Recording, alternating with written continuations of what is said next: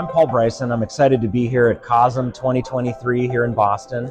We just finished a great session in the Triological Society on laryngology and bronchoesophagology.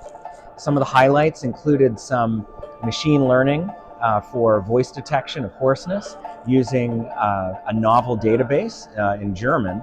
I think there'll definitely be things in the future where we can leverage our voice databases clinically to try to detect pathologic voices. Additionally, I was really proud of James Yu from our Case Western School of Medicine. He presented reimbursement trends and laryngology procedures over the last 2 decades. It was very well received and he did great with it. The information presented, I think, will help people better understand perhaps the business of medicine in regards to laryngology and office-based procedures. It's a really important part of our practice here at the Cleveland Clinic, and we look forward to having future work looking at this moving forward. I am Dr. Will Tierney, and coming to you from COSM in Boston. Just saw the Triologic Society's Laryngology and Bronchoesophagology sessions. First, we saw some of the national leaders in airway management talk about difficult airway scenarios, and found it fascinating that despite having multiple leaders in the field there, everybody had a different take on how they would manage each specific scenario. Then we went on to hear about some cutting-edge research done by multiple parties around the country, including our group. Learned that some of the T cells that express in idiopathic subglottic stenosis, which is one of my research interests, can be differentiated from those in the healthy airway, and excited to see more data on that in the future. I'm looking forward to continuing to go to sessions for the rest of the weekend here, and we'll be back later with more.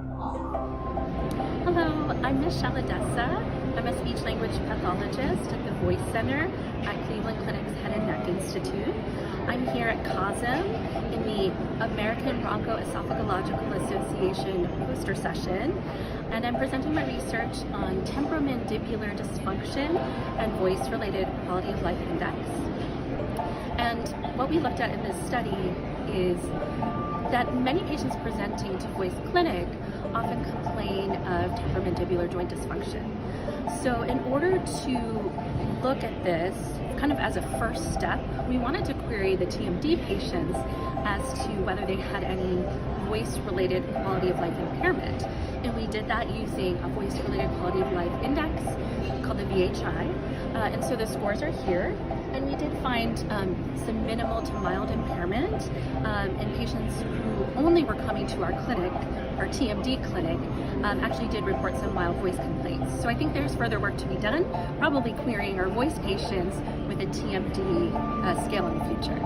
Hi, I'm Dr. Will Tierney, back from COSM in Boston, where I just presented at the ABEA scientific sessions on some research that I did with our partners at Vanderbilt University, looking at the variability in endoscopic dilation practices for idiopathic subglottic stenosis. We used hierarchical cluster analysis to identify specific practice patterns and see what difference they made on patient outcomes. We identified a few things that are going to be the target for future research, including pharmacologic triple therapy and center-specific practices.